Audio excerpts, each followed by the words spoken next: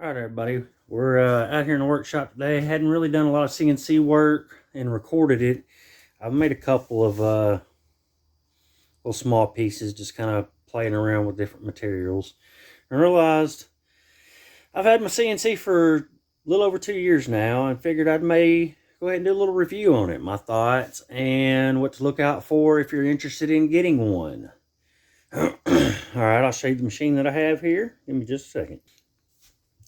All right, the machine I've got is BobsCNC E4. Now the setup's going to be different that they have on their website. I believe it's got a Makita router instead of this. I've had it, like I said, 2 years. Of course, some of the design has changed, I believe. I know they've got different routers on them now. And unfortunately, of course, you know, like everything, the price has gone up. However, if it's something you're interested in getting started in, it's not a bad machine to deal with. BobsCNC, great customer service. When I set my machine up, I was trying to do my very first carve, and I kept getting an error code, an alarm. Couldn't figure it out. Changed my design 100 different times, trying to figure out what the alarm was. I emailed them, and I want to say it was like a late on Sunday afternoon. I wasn't expecting an email back till the next day. They emailed me back that same night, and he looked at everything that I was doing. I sent him screenshots of the G-code. He looked at it, and he told me what exactly the problem was, and I got my first carve done. And like I said, that was on a Sunday night. And, you know, that's their customer service. And that was Bob himself, you know, the owner of the company, I'm pretty sure. If I'm not mistaken, yeah, it was Bob, now that I'm thinking about it. But anyway, like I said, great customer service. I've had the machine for 2 years now. You know, I've done quite a bit of work on it. And I've learned over the time being that doing this work, a couple things to look for. Number one is keep your rails clean, which I got to clean my machine. I just got through using it. Make sure all your screws and nuts and bolts are tight over time. They will loosen up, even if you Loctite them, glue them, nail polish them shut, whatever. There's 100 different ways to seal them, but you still need to check them. Second thing is keep your belts. Yeah, keep your belts clean. Which, like I said, I got to clean everything. I got to clean my rollers, my belts, and my roller bars. You want to keep all that clean. You want to make sure your rollers are tight where you can roll it and the machine moves. Check all of them on each side. You want to check this right here. Now, in here is a bar that goes up and down. It's the spline drive. Now, there is a little bit of slack in there, and I had to put a shim in to eat up some of the slack because this machine would have some up and down slack, if you can hear it. And of course, like I said, belts, you want to keep them clean, all sides. Check your rollers. Now, I only program that I use right now is Easel and the Universal G-code sender, which is what, you know, came with the machine, things like that. Of course, Easel, you got to get online, do your designs online, then you download the G-codes. Fortunately for myself, I got signed up on Easel before they changed it. So I get 4 free pro days a month. If you get Easel and you like it, it's an easy program to use. If you can afford the pro, I'd recommend going ahead and getting it. If you're, you know, computer savvy and you know what you're doing, there's Fusion 360, which you can get free. There's a Carbide Create that you can get free.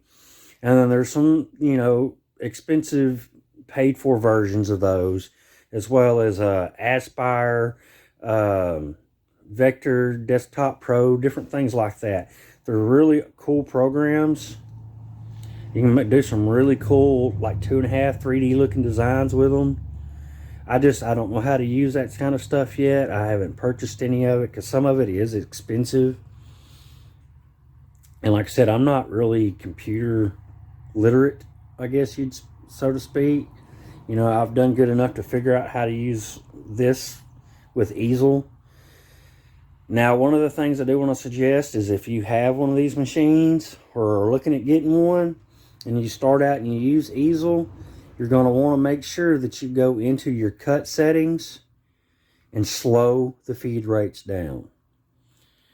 Those feed rates work for like a metal frame machine like the Shapokos or, you know, some of the other X-Carves. Now, most of the feed rates on a lot of the material that easel gives you is generally, you know, 40 inches per minute, things like that. On the cut rate, feed rate, I usually slow that down to 20. Yes, it does slow your carve time down, or it makes your carve time go up, but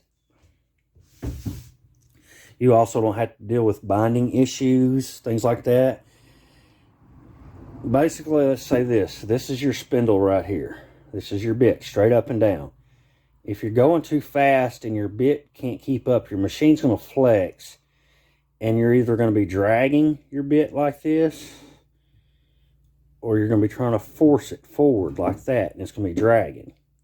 And then when it does, it'll start skipping.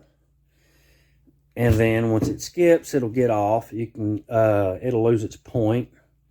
You could actually skip on the belt itself and lose its place. So when your once centered project was perfectly centered, now it's off by a quarter of an inch, a half inch, however much it skipped. So you lost material. You got to start over. And I've done that before, a couple times actually. But if you're not messing up, you're not learning. But that's just part of it. But a lot of the times is, you know, try to run feed rates too fast. Not sharp enough bits. You want to make sure you have good sharp bits. And again, you want to make sure, you know, that your belts are clean, your rollers are clean, that you don't have any slack anywhere. But as far as the machine performance goes, you know, this is one of the smaller machines that they offer. They offer various different sizes. This is, I want to say, this isn't the smallest. They've got one smaller, I believe. They still have one smaller.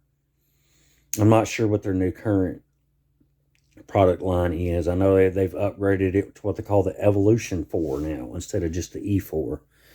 But this is like 24 by 24 cut. You know, it's good size. You can make signs, things like that.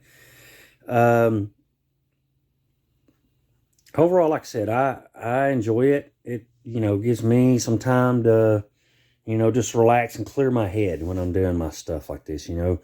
Turn my music up loud, put my headphones on, and just let it cut. You know, just clear your head, things like that. You know, you can do signs, you can make money, and, you know, it could be a good start for a business venture. That's what originally I was going to start doing, and then COVID had hit and just kind of crashed everything. Nobody had money. So, you know, it's hard to sell or even get materials. But I've still, you know, I'm not complaining. I've still made money with it. And I mean, you can do it too. I mean, there's all kinds of different stuff that you can do with this. And it just takes time and patience and practice.